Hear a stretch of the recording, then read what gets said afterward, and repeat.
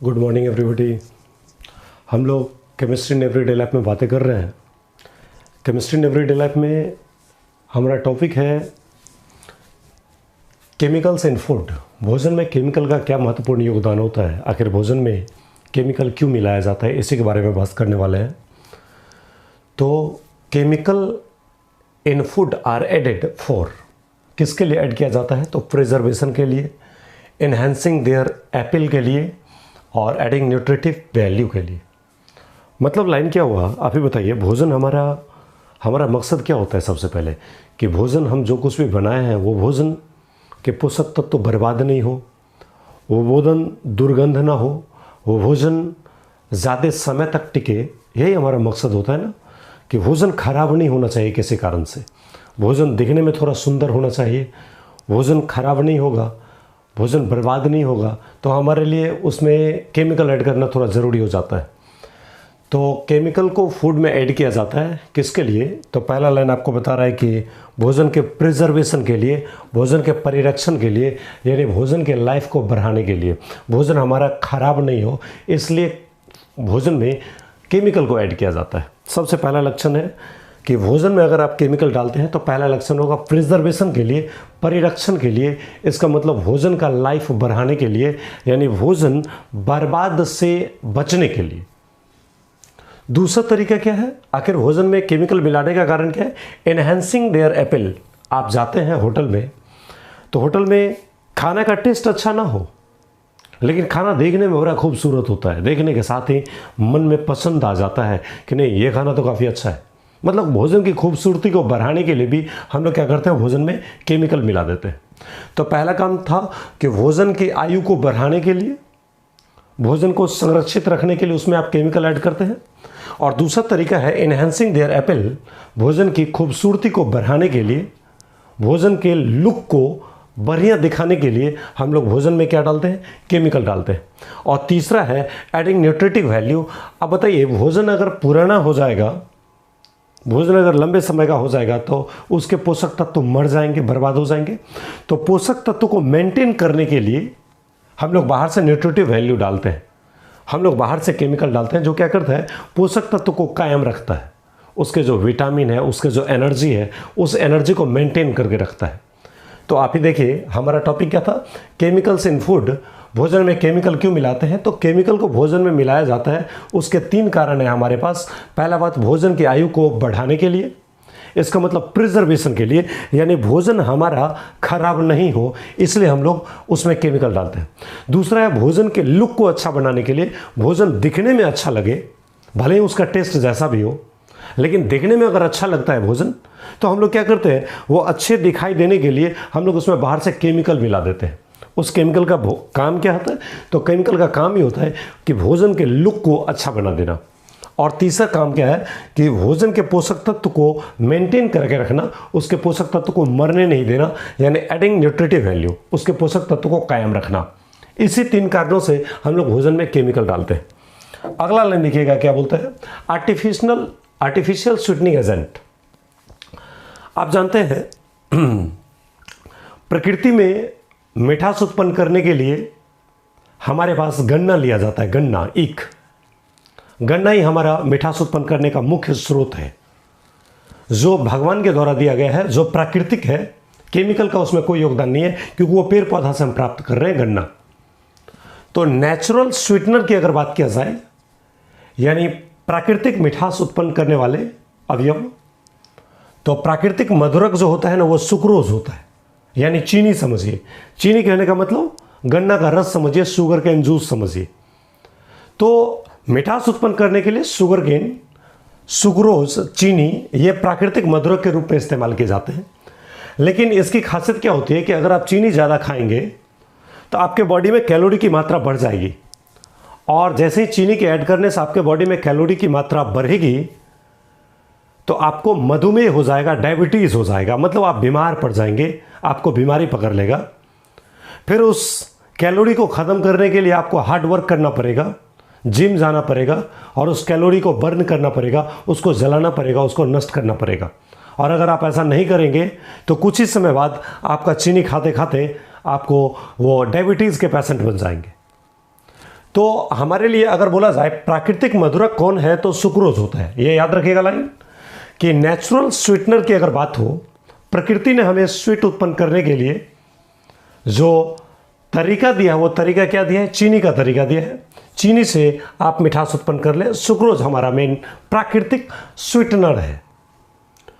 आगे लाइन देखिए क्या बोल रहा है, दीज एड कैलोरी इनटेक। अगर आप इसका सेवन करते हैं तो आपके बॉडी में कैलोरी की मात्रा को बढ़ा देगा। अगर आप सुक्रोज का ज़्यादा सेवन कीजिएगा तो आपके बॉडी में कैलोरी की मात्रा बढ़ा देगा। और एंड सो इसलिए people prefer to use artificial sweetener. देखिए प्राकृतिक स्वीटनर जो होते हैं, नेचुरल स्वीटनर जो होते हैं, अगर आप उसका ज़्यादा सेवन करते हैं तो ज़्यादा सेवन करने से हमारे बॉडी में कैलोरी की मात्रा बढ़ जाएगा, जिससे हम डायबिटीज़ के पेशेंट हो सकते हैं। तो लोग चाहता ही है कि अगर हम प्राकृतिक स्वीटनर को छोड़ दें, आर्टिफिशियल स्वीटनर पे अगर हम आ जाएं, अगर हम नेचुरल स्वीटनर जिसको हम सुक्रोज बोल रहे हैं, जिसको हम चीनी बोल रहे हैं, अगर चीनी का यूज़ ना करें, मिठास उत्पन्न करने के लिए कोई ऐसा केमिकल का इस्तेमाल किया जाए जो मिठास हो, जिसमें मिठास हो, जो मीठा कर सके। और दूसरा बात, वो हमारे बॉडी में कैलोरी को ऐड ना करे। कैलोरी को ऐड नहीं करेगा तो उससे हमारा क्या होगा, हम डायबिटीज़ के पेशेंट नहीं बनेंगे। और मिठास की अगर हमें ज़रूरत है तो मिठास का काम भी हमारा हो जाएगा। तो वही बात मैं बोल रहा हूँ कि आर्टिफिशियल स्वीटनर का इस्तेमाल लोग ज़्यादा प्रेफर करता है, किसके तुलना में? नेचुरल स्वीटनर के तुलना में। हालांकि आर्टिफिशियल स्वीटनर का सेवन करना डायबिटीज़ पेशेंट के लिए प्रेफर नहीं है, चाहत नहीं है, उसकी मजबूरी बन जाती है। और कोई डायबिटीज़ के पेशेंट है और अगर वो चीनी बार बार खाएंगे तब तो उसका मधुमेह की बीमारी और ज़्यादा बढ़ जाएगा, तो उनके लिए तो और ज़्यादा हानिकारक हो जाएगा। तो उसी हानिकारक से बचने के लिए डायबिटीज़ के पेशेंट चाहते हैं कि हम अगर आर्टिफिशियल स्वीटनर का इस्तेमाल करें। आर्टिफिशियल स्वीटनर का खासियत क्या होगा कि वो मिठास दे देगा लेकिन बॉडी में कैलोरी की मात्रा को ऐड नहीं करेगा, बॉडी में कैलोरी ऐड नहीं करेगा। तो इससे क्या होगा, उसका काम तो बन जाएगा ना। तो ये कैलोरी को बॉडी में ऐड करेगा। आपको लाइन मैंने बोला आर्टिफिशियल स्वीटनिंग एजेंट के बारे में हम बात कर रहे हैं, तो सबसे पहले बोल दिया जाए कि प्राकृतिक रूप से स्वीटनर कौन होते हैं, तो सुक्रोज होते हैं। और इस सुक्रोज की खासियत होती है कि इसको जैसे ही आप सेवन करते हैं तो आपके बॉडी में कैलोरी की मात्रा को बढ़ा देता है, जिसकी वजह से लोग आर्टिफिशियल स्वीटनर लेना ज़्यादा पसंद कर रहे हैं। क्योंकि आर्टिफिशियल स्वीटनर का खासियत होता है कि मिठास भी देता है, साथ में बॉडी में कैलोरी ऐड नहीं करता है, तो जिससे कि हमें डायबिटीज़ होने का शंका नहीं बना रहता है। अगला लाइन देखते हैं। देखिए अगर कृत्रिम स्वीटनर की बात किया जाए, आर्टिफिशियल स्वीटनर की बात किया जाए, तो सबसे पहला आर्टिफिशियल स्वीटनर हमारा कौन होता है? सैकरीन होता है। बिल्कुल सच्चा आदमी है सैकरीन। सैकरीन के बारे में बात कर रहे हैं। सैकरीन आप जानते होंगे, डायबिटीज़ के पेशेंट जो चाय पीते हैं तो उसमें सैकरीन डाल देते हैं। सैकरीन की खासियत क्या है, देखिएगा line, it is extracted from body in urine unchanged. मतलब आप इसका सेवन यदि करते हैं, सैकरीन का सेवन यदि आप करते हैं, तो जैसा चीनी का काम होगा वैसा ही सैकरीन का काम होगा। लेकिन चीनी की खासियत क्या होती है कि आपके बॉडी में चीनी अगर आपके बॉडी में एंट्री कर लिया, आपके बॉडी में अगर चीनी चला गया तो साथ में ये कैलोरी को ऐड कर देगा, और कैलोरी अगर ज़्यादा मात्रा में बढ़ जाएगा तो आपको डायबिटीज़ हो जाएगा। लेकिन सैकरीन का काम क्या है? सैकरीन का काम भी है मिठास उत्पन्न करना। ये भी आपके बॉडी में मतलब आपके भोजन में मिठास ही लाता है। लेकिन जैसे ही इसका सेवन कीजिएगा टॉयलेट के जरिए, वैसे ही आपके बॉडी से यूरिन के जरिए रिलीज हो जाएगा, ये निकल जाएगा। तो इसका खासियत क्या हुआ कि इधर से सेवन किया तो जीभ को मिठास भी लग गया और हमारे बॉडी में कोई केमिकल रिएक्शन भी नहीं किया। जैसे हमने टॉयलेट किया, टॉयलेट के जरिए रिलीज हो गया। तो इससे हमें फ़ायदा क्या हुआ कि मिठास भी आ गया और हमें कोई नुकसान भी नहीं हुआ। तो वही लाइन बोल रहा है कि it is excreted from body in urine unchanged. बिना किसी परिवर्तन का, बिना किसी रिएक्शन का, बिना हमारे बॉडी को छेड़छाड़ किए अगर हम इसका सेवन करते हैं तो डायरेक्ट ये हमारे बॉडी में एंट्री मारता है और वहाँ से हमारे बॉडी से रिलीज हो जाता है। तो बताइए, हमारे बॉडी में आया और फिर से हमारे बॉडी से यूरिन के जरिए निकल गया तो हमको तो नुकसान नहीं हुआ ना, क्योंकि ये खुद बोल रहा है कि अनचेंज्ड ये रिलीज होगा। मतलब बिना किसी नुकसान का, बिना किसी रिएक्शन का, बिना छेड़छाड़ के। तो मिठास भी दे दिया और हमारे बॉडी में नुकसान भी नहीं किया। बताइए, इससे अच्छा तो एजेंट कोई हो ही नहीं सकता है। देखिए it is entirely inert, line को वही क्लियर कर रहा है। यह पूर्ण रूपेण अक्रिय होते हैं, मतलब हमारे बॉडी में जरा सा भी रिएक्शन करने की शंका बनता ही नहीं है, हमारे बॉडी में कोई छेड़छाड़ करता ही नहीं है। सर ये जो सैकरिन होता है हमारे लिए काफी अच्छा है, क्योंकि हमारे भोजन में मिठास भी ला देगा, और दूसरा बात हमारे बॉडी के किसी रिएक्शन के साथ छेड़छाड़ नहीं करेगा, हमारे बॉडी में कोई एक्सटर्नल इफेक्ट नहीं डालेगा। मतलब इस सैकरिन का काम है मिठास उत्पन्न कीजिए और कोई साइड इफेक्ट नहीं कीजिए। साइड इफेक्ट अगर है ही नहीं तो इसको यूज करने में हमें कोई दिक्कत नहीं है। एंड हार्मलेस व्हेन टेकन, देखिए बार बार बोल रहा है, ये नुकसानदेह नहीं है, मतलब नुकसान ये आपको पहुंचा ही नहीं सकता है। तो डायबिटीज के पेशेंट इसी को लाइक करते हैं। लाइन देखिए, हालांकि बोल रहा है यूजफुल फॉर डायबिटिक पर्सन, जिस आदमी को डायबिटीज हो गया है उस आदमी को सैकरिन खाने के लिए डॉक्टर बोलते हैं कि अगर आपको चीनी पसंद है तो अगर आपको चीनी पसंद है तो चीनी क्यों खाते हैं? मीठा उत्पन्न करने के लिए। तो आप चीनी की जगह पे सैकरिन खाइए, थोड़ा महंगा जरूर आएगा, लेकिन चीनी की जगह पे आप सैकरिन खाइए, तो जिससे क्या होगा, डायबिटीज आपका कंट्रोल रहेगा। Who need to control intake of calorie, diabetes के पर्सन को क्या होता है कि कैलोरी की मात्रा ज़्यादा हो जाता है, क्योंकि ज़्यादा चीनी का उन्होंने सेवन किया, जिस वजह से उनके बॉडी में कैलोरी की मात्रा ज़्यादा हो गया है। और अगर वो चीनी और खाएंगे तो उसके बॉडी में और भी ज़्यादा कैलोरी बढ़ता जाएगा, जिस वजह से वो परेशान हो जाएंगे, उनके लिए नुकसान होगा। तो डॉक्टर इसी को सलाह क्या देंगे कि अगर आपको डायबिटीज हो गया है तो आप सुक्रोज को ना खा करके आप इस नेचुरल स्वीटनर का यूज़ ना करें, इस सुक्रोज को नहीं खाएं, इस चीनी को नहीं खाएं, इस गन्ना को नहीं खाएं, क्योंकि इन गन्ना को खाने से आपके बॉडी में कैलोरी बढ़ जाता है। कैलोरी बढ़ जाएगा तो आपको डायबिटीज हो जाएगा। इसके बदले आप आर्टिफिशियल स्वीटनर का सेवन करें। आपके लिए आर्टिफिशियल स्वीटनर कौन सा काम कारगर है? सैकरिन कारगर है। सैकरिन हमारे लिए ज़्यादा कारगर होते हैं उस गन्ना के रस, उस चीनी के बदले। हालांकि ऐसा नहीं कि हमारे पास सिर्फ सैकरिन ही है, और भी हमारे पास आर्टिफिशियल स्वीटनर होते हैं, कृत्रिम मधुरक होते हैं। और अगला देखिए, पहला था आपका सैकरिन, ये आपका पहला है सैकरिन। हालांकि सैकरिन का फिगर आपके लिए बहुत ज़्यादा इंपॉर्टेंट होता है। आप देखिए सैकरिन का ये फिगर है। अच्छा, बेंजीन से जुड़ा है C डबल बॉन्ड, उससे जुड़ा है NH, और इधर बेंजीन से जुड़ गया है SO2। ये आपका सैकरिन है, ये पानी में इनसॉल्युबल होता है। लेकिन यहीं पे अगर हाइड्रोजन के जगह पे अगर आप Na+ डाल दें, क्योंकि आप जानते होंगे N पे माइनस होगा तो H पे प्लस होगा, अगर यहीं N पे माइनस और H पे प्लस को हटा के अगर Na+ यहाँ पे लगा दिया जाए तो ये सोडियम सॉल्ट ऑफ सैकरिन बन जाएगा और ये वाटर में सॉल्यूबल बन जाएगा। अगर यहाँ पे H को हटा करके Na+ डाल दें तो वाटर में सॉल्यूबल होता है, लेकिन ये जो सैकरिन है वो वाटर में इनसॉल्यूबल होता है। चलेगा, ये सैकरिन का डायग्राम है। डायग्राम आपके लिए सैकरिन का बस इंपॉर्टेंट होता है, बाकी सारे और हमारे पास आर्टिफिशियल स्वीटनर होते हैं वो हमारे लिए उतने ज़्यादा महत्वपूर्ण नहीं होते हैं, लेकिन सैकरिन हमारे लिए कुछ ज़्यादा ही महत्वपूर्ण होता है, इसलिए इसका डायग्राम आपको दे दिया गया। चलिए आगे की बातें करते हैं। दूसरा जो हमारा आर्टिफिशियल स्वीटनर है वो कौन होता है? एस्पार्टेम। एस्पार्टेम ये हमारा दूसरा है।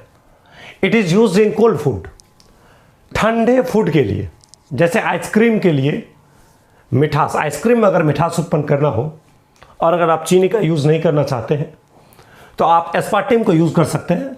एंड फॉर सॉफ्ट ड्रिंक और कोल्ड ड्रिंक जो आपके होते हैं ठंडे वाले केमिकल में या ठंडे वाले फूड में हम मिठास उत्पन्न करने के लिए एस्पार्टेम का इस्तेमाल करते हैं। बिकॉज इसका कारण क्या है ठंडे में? क्योंकि अनस्टेबल एट कुकिंग टेम्परेचर, भोजन बनाने वाले टेम्परेचर, जिस टेम्परेचर पे आपका भोजन पकता है, अगर उस टेम्परेचर पे अगर आप चाहिएगा कि एस्पार्टेम का यूज़ कर ले तो एस्पार्टेम केमिकल रिएक्शन करना शुरू कर देगा, अनप शनप प्रोडक्ट बनाना शुरू कर देगा, हमारे लिए हार्म होगा, हमारे लिए नुकसान हो जाएगा। तो उसके लिए ठंडे पेय पदार्थों के लिए और ठंडे भोजन के लिए अगर आप मिठास उत्पन्न करना चाहते हैं, कोई ऐसा फूड है जिसको हम फ्रिज में रखते हैं और वो मीठा नेचर का होता है, तो उसमें मिठास उत्पन्न करने के लिए क्या डाला जाता है? एस्पार्टेम डाला जाता है। एस्पार्टेम का खासियत क्या होता है कि कुकिंग टेम्परेचर पे, हाई टेम्परेचर पे ये अनस्टेबल होता है। तो ऐसा क्वेश्चन भी एक बार पूछा गया है कि कौन सा आर्टिफिशियल स्वीटनर है, ये नीट के क्वेश्चन है, जो कि वो हाई टेम्परेचर पे नहीं रहना चाहता है, तो उसके लिए कौन होता है? एस्पार्टेम होता है। ये लो टेम्परेचर पे ही एग्जिस्ट करना चाहता है। अच्छा, तीसरा जो हमारे पास मिठास उत्पन्न करने के लिए एजेंट है उसका नाम क्या है? एलिटेम। एलिटेम ये तो समझिए कि इतना ज़्यादा मिठास उत्पन्न करता है ना कि जो खाएगा ना वो दंग रह जाएगा। मतलब हाई पोटेंसी स्वीटनर, सबसे ज़्यादा मिठास उत्पन्न करने वाले ये अलिटेम होते हैं। अलिटेम की मिठास काफ़ी ज़्यादा होती है, चीनी से तो तुलना ही नहीं कीजिए। अगर बात कीजिएगा कंपैरिजन का तो चीनी के तुलना में इसकी मिठास 2000 गुना ज़्यादा होता है। यानी जितने भी स्वीटनिंग एजेंट होते हैं, मिठास उत्पन्न करने वाले जितने भी एजेंट होते हैं, उन तमाम एजेंट में सबसे ज़्यादा मिठास उत्पन्न करने वाले कौन होते हैं? अलिटेम होते हैं। हाई पोटेंसी स्वीटनर सबसे ज़्यादा मिठास उत्पन्न करने वाले एजेंट हैं। लेकिन इसकी खासियत देखिए, मोर स्टेबल देन एस्पार्टेम। ये एस्पार्टेम की तुलना में ज़्यादा स्टेबल भी होता है। हालांकि ये एस्पार्टेम जो होता है वो कुकिंग टेम्परेचर पे, भोजन बनाने वाले तापमान पे स्टेबल नहीं रहता है, इसलिए इसको ठंडे भोजन में, ठंडे पेय पदार्थों में इस्तेमाल किया जाता है मिठास उत्पन्न करने के लिए। लेकिन अलिटेम जो होता है वो ज़्यादा स्टेबल होता है। किसके तुलना में? एस्पार्टेम की तुलना में, ऊपर वाले के तुलना में ये नीचे वाला मिठास भी ज़्यादा देगा और साथ में इसकी स्टेबिलिटी भी ज़्यादा है। लेकिन मिठास अब बहुत ज़्यादा अगर दे देता है तो देखिए लाइन क्या बोल रहा है, control of sweetness of food is difficult. किसी भोजन में अगर आप अलिटेम का इस्तेमाल करते हैं तो आप जो चाहिएगा कि मिठास भोजन में कम हो, तो ये संभव नहीं है, इसका कंट्रोल नहीं कर पाएंगे। क्योंकि आप ही सोचिए ना कि जिसकी मिठास चीनी की तुलना में 2000 गुना ज़्यादा हो, इसका मतलब यही हुआ ना लाइन कि जहाँ पे चीनी 2000 ग्राम का यूज़ होगा, 2000 ग्राम चीनी जहाँ पे चाहिए, वहाँ पे अगर ये अलिटेम 1 ग्राम आ जाएगा तो उस चीनी की बराबरी कर लेगा। ज़रा सोच सकते हैं, 2000 ग्राम चीनी जहाँ खर्च होता है वहाँ पे अगर आप 1 ग्राम अलिटेम डाल देंगे तो दोनों का मिठास बराबर हो जाएगा। ज़रा सोचिए, 2 केजी, 2000 ग्राम चीनी का मतलब क्या हुआ? 2 केजी चीनी जितना काम करता है उतना ये 1 ग्राम चीनी काम कर लेगा, 1 ग्राम अलिटेम काम कर लेगा। इसका मतलब आप समझ रहे हैं कि इसकी मिठास को भोजन में कंट्रोल करना बड़ा डिफिकल्ट होगा। इसे आप कंट्रोल नहीं कर पाएंगे। आप ही ज़रा सोचिए ना, अगर थोड़ा भी डालेंगे ना तो मिठास इतना ज़्यादा हो जाएगा ना कि खाना दुर्लभ हो जाएगा। तो बस वही लाइन बोल रहा है, अलिटेम हमारे लिए मिठास उत्पन्न करने वाले एजेंट है। अगला देखते हैं, यह हमारा लास्ट होता है sucralose. Appearance and taste like sugar. इसकी जो बनावट होती है या फिर से इसके जो टेस्ट होते हैं वो एग्जैक्टली किसके जैसे होते हैं? अपीयरेंस, ये दिखता भी है शुगर जैसा, चीनी जैसा, और इसका स्वाद भी कैसा होता है? चीनी जैसा होता है। और सुक्रालोज की खासियत होती है कि स्टेबल एट कुकिंग टेम्परेचर, भोजन बनाने वाले टेम्परेचर पे, मतलब हाई टेम्परेचर पे, जब हमारा लोहिया कलछुल बर्तन गर्म रहता है उस टेम्परेचर पे भी ये रह जाता है, इसमें कोई विघ्न बाधा नहीं आता है। इसका मतलब ये स्टेबल होता है। और खासियत क्या है? जितने सारे आर्टिफिशियल स्वीटनर होते हैं उनकी एक खासियत होती है, वो तमाम खासियत यहाँ पे लाइन लिखा हुआ है। क्या लिखा हुआ है? देखिए लाइन लिखा है, don't provide calorie any artificial sweetener. Artificial sweetener को डायबिटीज वाले ज़्यादा पसंद इसलिए करते हैं क्योंकि हमारे जो नेचुरल स्वीटनर होते हैं, चीनी, सुक्रोज, उसका सेवन अगर गलती से भी करेगा तो हमारे बॉडी में कैलोरी की मात्रा बढ़ जाएगा, जिसकी वजह से डायबिटीज का लेवल बढ़ जाएगा और वो शरीर के लिए हानिकारक ज़्यादा होगा। लेकिन जितने भी आर्टिफिशियल स्वीटनर आपने पढ़ा है, चाहे सैकरीन हो या एस्पार्टेम हो या अलिटेम हो या सुक्रालोज हो, ये हमारे पास 4 कृत्रिम मधुरक होते हैं। इनका खासियत होता है कि बॉडी में कोई साइड इफेक्ट नहीं करेगा। मतलब मेरा कहने का यह है कि किसी भी भोजन को अगर आपको मिठास उत्पन्न करना है भोजन में, तो आप इन सबको अगर मिला दोगे भोजन में तो वो भोजन मीठा ज़रूर हो जाएगा। आप उसका सेवन करोगे, आपको मीठा ज़रूर लगेगा, लेकिन आपको कोई साइड इफेक्ट नहीं करेगा। मतलब आपके बॉडी में ये जो कैलोरी ऐड करने की टेंशन है वो कैलोरी आपके बॉडी में ऐड नहीं करेगा। कैलोरी ऐड करने का काम सिर्फ नेचुरल स्वीटनर करता है, सिर्फ सुक्रोज करता है, सिर्फ चीनी करता है। चीनी आपके बॉडी में कैलोरी को बढ़ाएगा, लेकिन बाकी जितने सारे आर्टिफिशियल स्वीटनर अभी मैंने लिखा है उनमें से कोई ऐसा आर्टिफिशियल स्वीटनर नहीं है जो आपके बॉडी में कैलोरी की मात्रा को बढ़ा सकता है जिससे कि आपको नुकसान होता। ऐसा कोई आर्टिफिशियल स्वीटनर नहीं है। Don't provide calorie in artificial sweetener in our body, in our body. हमारे बॉडी में कोई ऐसे आर्टिफिशियल स्वीटनर नहीं है जो कि कैलोरी की मात्रा को बढ़ा देगा। चलिए,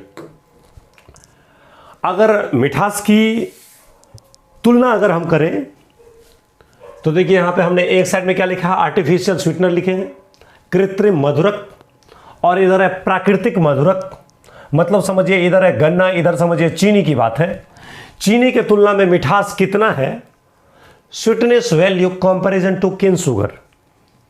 चीनी के तुलना में, गन्ना के तुलना में हमारे इस आर्टिफिशियल स्वीटनर का मिठास कितना गुना है, इसी चीज को यहां पे हम दर्शाने की कोशिश कर रहे हैं। देखिए सैकरीन की मिठास की अगर बात कीजिएगा तो सैकरीन का मिठास चीनी के तुलना में 550 गुना ज्यादा होता है, 550 गुना ज्यादा है। जरा सोचिए, इसका मतलब यही लाइन निकला ना कि जहां पे चीनी चाहिए 550 ग्राम, उस जगह पे अगर सैकरीन 1 ग्राम डाल दोगे तो दोनों का काम सेम होगा।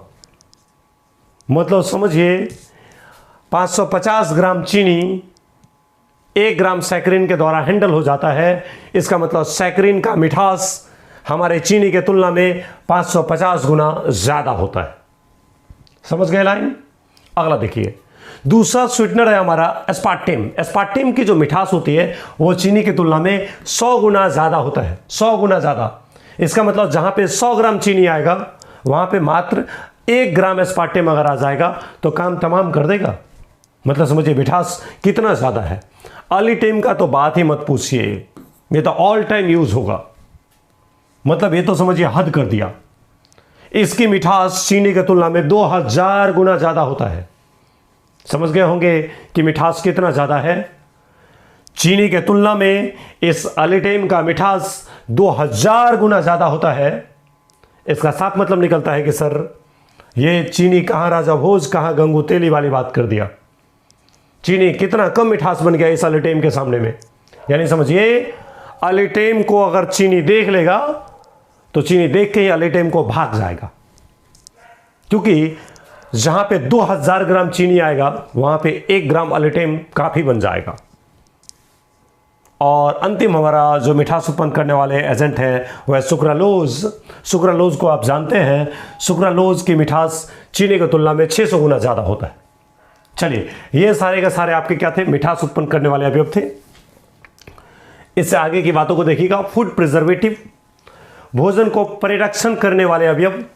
हमारा भोजन खराब नहीं हो, हमारे भोजन के पोषक तत्व ज्यादा समय तक चले, हमारे भोजन खूबसूरत दिखे, हमारे भोजन का टेस्ट अच्छा हो, इसके लिए हम लोग भोजन में बाहरी केमिकल मिलाते हैं। और वो केमिकल के रूप में आप क्या क्या इस्तेमाल कर सकते हैं? तो देखिए, हालांकि एक लाइन लिखा हुआ है यहां पे, प्रिवेंट स्पॉइलेज ऑफ फूड, भोजन की बर्बादी को रोकना। प्रिवेंट यानी रोकना, स्पॉइलेज यानी बर्बादी ऑफ फूड यानी भोजन। भोजन आप सीधे बना करके छोड़ देंगे, बसिया तेवसिया चार बसिया हो जाएगा, उसके बाद वो भोजन क्या होगा, खराब हो जाएगा। उसके पोषक तत्व तो मर जाएंगे, वो दुर्गंध करेंगे, वो देखने में अच्छा नहीं लगेगा, वो हमारे बॉडी के लिए सूटेबल नहीं होगा। तो हमें क्या करना पड़ेगा, बाहर से कोई केमिकल भोजन में डालिए, जिससे क्या फायदा होगा, तो भोजन की आयु बढ़ जाएगी, भोजन का दिखावट, भोजन का लुक जो है, सुंदरता वो बढ़ जाएगा, भोजन का टेस्ट जो है वो बढ़ जाएगा, और भोजन हमारा ज्यादा समय तक टिकेगा, भोजन के पोषक तत्व मेंटेन रहेंगे। यानी भोजन को नुकसान से बचाने के लिए, सर भोजन बर्बाद क्यों होता है, बैक्टीरिया के कारण बर्बाद होता है, ईस्ट के कारण बर्बाद होता है, तो इन सब चीजों से दूर रखने के लिए हम लोग भोजन में बाहर से केमिकल डालते हैं, जिसका काम क्या होता है कि भोजन की बर्बादी को बचा के रखिए। तो उसके लिए केमिकल के रूप में आप क्या क्या इस्तेमाल कर रहे हैं, तो केमिकल के रूप में आप इस्तेमाल कर रहे हैं टेबल सॉल्ट, टेबल सॉल्ट का इस्तेमाल कर रहे हैं। प्रिवेंट स्पॉइलेज ऑफ फूड, भोजन की बर्बादी को रोकना, भोजन के विनाश को रोकना। भोजन का विनाश क्यों होता है, ड्यू टू माइक्रोबियल ग्रोथ, छोटे छोटे जीवों के द्वारा। जैसे आप बैक्टीरिया ले लेते हैं, जैसे आप ईस्ट ले लेते हैं, तो उनके द्वारा भोजन की बर्बादी से बचाने के लिए हम लोग भोजन का संरक्षण करते हैं, फूड प्रिजर्वेटिव करते हैं। तो फूड प्रिजर्वेटिव के रूप में भोजन संरक्षक के रूप में आप टेबल सॉल्ट का इस्तेमाल करते हैं, आप चीनी का इस्तेमाल करते हैं, आप शुगर का इस्तेमाल करते हैं। इसका मतलब आप ये टेबल सॉल्ट यानी आप नमक का इस्तेमाल करते हैं, आप चीनी का इस्तेमाल करते हैं, या आप जानते होंगे अचार में नमक डाल दिया जाता है, तेल डाल दिया जाता है ताकि अचार का लाइफ क्या हो, ज़्यादा दिन तक टिके। अगर उसमें हल्दी नहीं डाला जाए, उसमें मसाला नहीं डाला जाए, उसमें तेल नहीं डाला जाए, उसमें नमक नहीं डाला जाए, ऐसे अगर अचार को काट के छोड़ दिया जाए, आम को काट के छोड़ दिया जाए, तो वो भोजन कुछ ही समय में बर्बाद हो जाएगा। तो भोजन की बर्बादी से बचाने के लिए हम उसमें क्या डालते हैं? टेबल सॉल्ट डालते हैं, नमक डालते हैं। उसमें क्या मिलाते हैं? चीनी मिलाते हैं, वेजिटेबल ऑयल मिलाते हैं, मतलब तेल मिलाते हैं। और केमिकल के रूप में अगर बात कीजिएगा तो सोडियम बेंजोएट आप ले सकते हैं, या फिर से सॉल्ट किसका? सॉर्बिक एसिड का ले सकते हैं, या फिर प्रोपेनोइक एसिड का सॉल्ट ले सकते हैं। यहां तक कि भोजन में मसाला क्यों मिलाया जाता है? तो भोजन को सुगंधित बनाने के लिए, भोजन को आकर्षक बनाने के लिए, भोजन के टेस्ट को बनाने के लिए, और भोजन को लंबे समय तक पोषक तत्व को कायम रखने के लिए हम लोग भोजन में मसाला मिलाते हैं। तो भोजन की बर्बादी से बचाने के लिए हम लोग कुछ फूड प्रिजर्वेटिव का इस्तेमाल करते हैं। वो फूड प्रिजर्वेटिव के रूप में आप टेबल सॉल्ट ले सकते हैं, नमक ले सकते हैं, शुगर, चीनी ले सकते हैं, या फिर वेजिटेबल की बात किया जाए, वेजिटेबल ऑयल, आप जो वनस्पति तेल लेते हैं वो इस्तेमाल कर सकते हैं। केमिकल के रूप में आप चाहे तो सोडियम बेंजोएट का इस्तेमाल कर सकते हैं। डिफरेंट सॉल्ट जैसे कि सॉर्बिक एसिड हो या प्रोपेनोइक एसिड का सॉल्ट ले सकते हैं, हालांकि विनेगार भी ले सकते हैं, हालांकि सिट्रिक एसिड भी ले सकते हैं, या आपका सस्ता सुविस्ता जो है भोजन में हम लोग मसाला मिला देते हैं ताकि भोजन की आयु ज़्यादा समय तक टिके। चलेगा।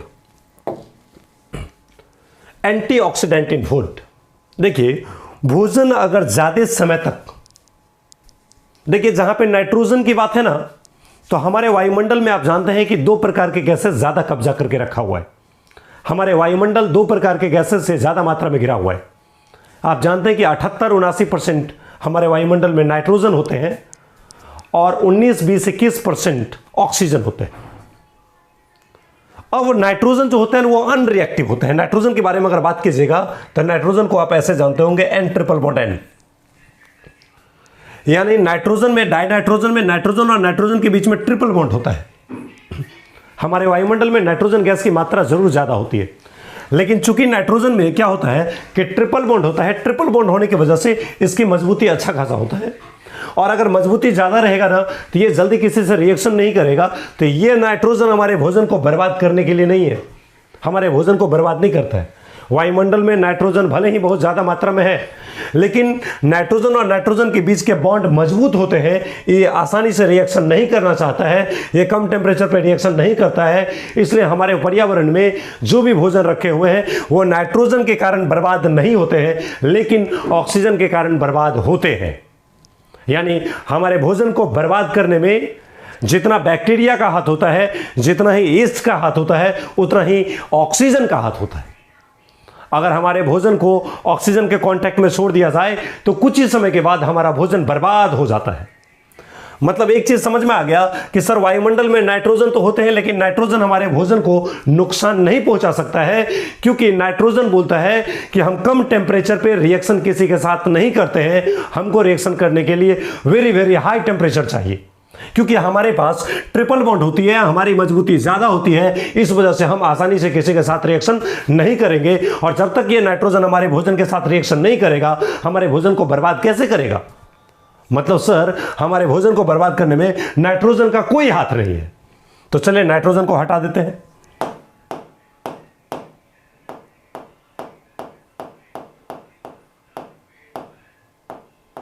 हाँ, नाइट्रोजन भाग गया, तो भोजन को बर्बाद कौन करेगा? ऑक्सीजन। तो ऑक्सीजन हमारे भोजन के कांटेक्ट में ना जाए, इसलिए भोजन को हम लोग ढक के रखते हैं। चलिए, ऑक्सीजन अगर हमारे भोजन के कांटेक्ट में अगर चले जाते हैं तो उस भोजन में हम कोई ऐसा एंटीऑक्सीडेंट डाल देंगे जो ऑक्सीजन को कांटेक्ट में आने के बाद वो ऑक्सीजन को बर्बाद कर देगा, ऑक्सीजन को भोजन के साथ छेड़छाड़ नहीं करने देगा। मतलब ऑक्सीजन के विरोधी पार्टी को, एंटीऑक्सीडेंट, इसका मतलब ऑक्सीजन के विरोधी पार्टी को हम भोजन में डालेंगे। और विरोधी पार्टी में क्या होता है देखिएगा, हेल्प इन फूड, एंटीऑक्सीडेंट जो केमिकल होता है वो हमें सहायता करता है भोजन को बर्बाद करने से, यानी भोजन को नष्ट होने से बचाता है। भोजन किस प्रकार से ऑक्सीजन के कांटेक्ट में ना जाए, इसके लिए हम लोग भोजन में एंटीऑक्सीडेंट केमिकल को मिलाते हैं। देखिए, हालांकि इसके बारे में अगर लाइन पढ़िएगा तो लाइन यही दे रहा है कि help in food preservation by retarding the action of oxygen on food. भोजन में अगर हम एंटीऑक्सीडेंट मिला देते हैं तो भोजन को ऑक्सीजन के साथ रिएक्शन की रेट को कम कर देता है, रिटार्ड कर देता है। जैसे एक्सेलरेशन बढ़ाता है तो रिटार्डेशन रेट को घटाता है। रिटार्डिंग का मतलब ही होता है रफ्तार को कम कर देना।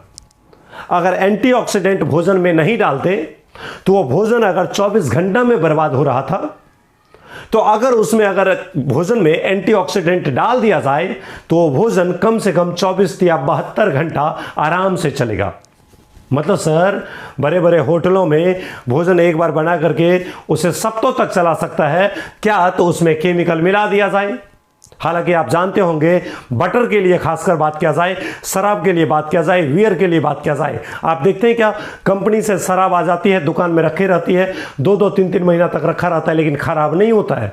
वो भी हमारा एक भोजन है, वो भी हम सेवन करते हैं, लेकिन खराब नहीं होता है। इसका मतलब क्या हुआ कि शराब में कोई ना कोई एंटीऑक्सीडेंट मिला दिया जाता है, और वह एंटीऑक्सीडेंट शराब को ऑक्सीजन के कांटेक्ट में जाने नहीं देता है, और अगर गलती से थोड़ा पल के लिए चला भी जाता है तो ऑक्सीजन की अभिक्रिया के रफ्तार को वह एंटीऑक्सीडेंट कम कर देगा, जिससे हमारा भोजन का लाइफ ज्यादा समय तक टिकेगा। तो लाइन हम देख सकते हैं यहां पे एंटीऑक्सीडेंट के बारे में अगर बात किया जाए, एंटीऑक्सीडेंट का काम क्या होता है? तो ऑक्सीजन के रिएक्शन के रफ्तार को भोजन के साथ कम कर देता है। मान लीजिए मैं अगर भोजन हूं और वायुमंडल में अगर ऑक्सीजन है, तो हम अगर अपने ऊपर में एंटीऑक्सीडेंट का लेप चढ़ा लें तो ये जो ऊपर का लेप होगा, वो लेप हमारे बॉडी को ऑक्सीजन के कांटेक्ट में जाने नहीं देगा। बहुत समय के बाद हो सकता है कि वायुमंडल का ऑक्सीजन हमारे भोजन के कांटेक्ट में आ जाए, तो वो रफ्तार को कम कर देता है, वो ऑक्सीजन को भोजन के साथ रिएक्शन ही नहीं करने देगा तेजी से, जिससे हमारे भोजन का आयु ज्यादा समय तक टिकेगा। हमारा भोजन जल्दी खराब नहीं होगा। हमारा भोजन खराब नहीं होगा तो उससे हमें फायदा होगा ना, कि ज्यादा समय तक हमारे पोषक तत्व तो मेंटेन रहेंगे, भोजन ज्यादा समय तक दिखाई आकर्षक ढंग से देगा। इस एंटीऑक्सीडेंट के रूप में आप किसका इस्तेमाल कर सकते हैं? BHT का इस्तेमाल कर सकते हैं या BHA का इस्तेमाल कर सकते हैं। BHT क्या होता है? इसका पूरा नाम होता है ब्यूटाइलेटेड हाइड्रोक्सी टोलुइन। B से ब्यूटाइलेटेड, H से हाइड्रोक्सी और T से टोलुइन। इस ब्यूटाइलेटेड हाइड्रोक्सी टोलुइन या फिर से BHA के बारे में बात किया जाए तो B से ब्यूटाइलेटेड, H से हाइड्रोक्सी और A से एनिसोल। तो BHT या BHA का इस्तेमाल हम कर सकते हैं किसके रूप में? एंटीऑक्सीडेंट इन फूड के रूप में। भोजन को ऑक्सीजन के कांटेक्ट से दूर रखने के लिए एंटीऑक्सीडेंट के रूप में BHT या BHA का इस्तेमाल किया जाएगा। सीधे समझिए, ये हमारे भोजन को बर्बाद होने से बचाएगा। हालांकि अब ऐसा नहीं कि कोई भोजन है उसमें अगर आप BHT BHA डाल दिए हैं तो याजीवंत वो पूरे साल तक बर्बाद नहीं होगा, ऐसा नहीं होता है। वो उसका लाइफ जरूर बढ़ जाएगा। जैसे हाँ, बटर के केस में खासियत होता है, शराब के केस में खासियत होता है, मतलब महंगे भोजन के लिए हम लोग उसमें महंगा केमिकल मिलाते हैं ताकि भोजन का लाइफ ज़्यादा समय तक टिके। अब आप बोलिएगा रोटी भुजिया बना लेंगे और रोटी भुजिया का कीमत अगर है 20 रुपया और उसमें उसको बचाने के लिए हम अगर 60 रुपये का केमिकल मिला देंगे तो ये हमारे लिए कोई फायदेमंद नहीं होते हैं। क्यों? क्योंकि 20 रुपये की चीज़ों को बचाने के लिए आपने 60 रुपये के केमिकल को नुकसान किया। ये कोई बहुत बड़ा तीर आपने नहीं मार दिया। सीधा सा मतलब है, अगर कोई महंगा भोजन है, जैसे बटर आप लेते हैं, शराब लेते हैं, बियर लेते हैं, या मान लीजिए कोई वेजिटेबल है ज़्यादा महंगा वाला है, या ड्राई फ्रूट्स हैं, तो जो महंगे वाले होते हैं ना, उसमें अगर आप कुछ केमिकल मिलाते हैं और उसका लाइफ अगर बचा के रखते हैं तो वो माना जाएगा सार्थक है। लेकिन आप सिर्फ 20 रुपये के रोटी भुजिया को बचाने के लिए 100 रुपये का केमिकल इस्तेमाल कर रहे हैं, नहीं नहीं नहीं, ऐसा मैं नहीं कर सकता हूं। आगे का लाइन देखिएगा, addition of BHA to butter increases shelf life from months to year. देखिए, लाइन क्लियर ही बोल दिया। BHA का इस्तेमाल यदि बटर पे किया जाता है, आप बड़े बड़े मॉल में जाते हैं तो देखते हैं कि बटर रखे रहते हैं और वो बटर, हालांकि किताबी डाटा बोलती है कि साल साल भर उसका लाइफ बढ़ जाता है, लेकिन साल भर तो नहीं बढ़ता है उसका लाइफ, लेकिन 15 दिन महीना तक ज़रूर हम बटर चलाते हैं अपने आसपास के मॉल से जब बटर खरीद के लाते हैं। 6 महीना तक हम चला सकते हैं। लेकिन किताबी डाटा का अगर बात माने तो किताबी डाटा यही बोलती है कि अगर आप बटर में BHA एंटीऑक्सीडेंट को मिला देते हैं तो उसका सेल्फ लाइफ, उसका जो आयु होता है वो महीना से साल बन जाता है। यानी कोई बटर है जो बटर महीनों तक चल सकता है, महीना भर में वो खराब नहीं होगा। अगर उसमें BHA एंटीऑक्सीडेंट मिला दिया जाए तो उसका जो आयु होता है वो साल भर तक चलेगा, मतलब वो साल भर तक बटर को कुछ नहीं होगा। हालांकि आगे देखिए एक और लाइन बोल रहा है कि BHA and BHT are added with citric acid to produce more effect. देखिए एंटीऑक्सीडेंट ज्यादा कारगर हो, ज्यादा प्रभावशाली हो, तो ज्यादा कारगर होने के लिए BHA और BHT को मिला देते हैं किसके साथ? सिट्रिक एसिड के साथ। आप जानते हैं सिट्रिक एसिड भी हमारा भोजन को परिरक्षण में काम आने वाले केमिकल है। सिट्रिक एसिड भी हमारे भोजन को नष्ट होने से बचाता है। लेकिन BHA और BHT को अगर सिट्रिक एसिड को मिला दिया जाता है तो अब यह भोजन को काफी ज्यादा लंबे समय तक बचाएगा। मतलब इसका जो प्रभाव होता है ना वो काफी ज्यादा होता है, भोजन को जल्दी नष्ट होने ही नहीं देगा। अगला लाइन देखिए क्या बोल रहा है। लाइन यही बोल रहा है कि सल्फर डाइऑक्साइड और सल्फर ट्राइऑक्साइड, सल्फर ट्राइऑक्साइड या सल्फाइड बोल सकते हैं, are useful antioxidant for wine. शराब के लिए हो या बियर के लिए हो या चीनी का शरबत की बात किया जाए या ड्राइड फ्रूट की बात किया जाए या फिर वेजिटेबल की बात किया जाए, आप देख लीजिए सल्फर डाइऑक्साइड या सल्फाइड, इन तमाम एंटीऑक्सीडेंट का इस्तेमाल आप कर सकते हैं किन किन की आयु को बढ़ाने के लिए? शराब को, बियर को, शुगर सिरप चीनी के शरबत को, ड्राइड फ्रूट सूखे फल को या वेजिटेबल को। इन सब को खराब होने से बचाने के लिए हम लोग सल्फर डाइऑक्साइड या सल्फाइड का इस्तेमाल करते हैं। ये सब हमारे एंटीऑक्सीडेंट होते हैं। इस तरीके से भोजन का परिरक्षण हम कर सकते हैं, भोजन को नष्ट होने से, भोजन को बर्बाद होने से बचा सकते हैं इन तमाम केमिकल के द्वारा। मेरे विचार से आप अगर चाहें तो इसका स्क्रीनशॉट ले सकते हैं। मैं धराधर आपको स्क्रीनशॉट लेने के लिए एक बार कंप्लीटली लिखा देता हूं, आप जल्दी जल्दी इसका स्क्रीनशॉट ले लेंगे। देखिए ये आपका पहला पेज है, स्क्रीनशॉट ले लीजिए। पहला पेज, ये लीजिए आपका दूसरा पेज, ये लीजिए आपका तीसरा पेज, ये लीजिए आपका चौथा पेज, ये लीजिए आपका पांचवा पेज, ये लीजिए छठा पेज, ये लीजिए सातवां पेज, ये लीजिए आठवां पेज, ये लीजिए नौवां पेज और ये लीजिए 10वां पेज। इस तरह से आप पूरे टॉपिक में ये देखें कि भोजन को नष्ट होने से कैसे बचाया जा सकता है और कृत्रिम मधुरक आर्टिफिशियल स्वीटनर हमारे लिए कौन से होते हैं। इन तमाम को आप पॉज करके लिख लेंगे और मेरे विचार से अगर कोई भी दिक्कतें होगा तो निश्चित रूप से आप पूछेंगे। चलिए मिलते हैं फिर से अगले क्लास में, तब तक के लिए थैंक यू।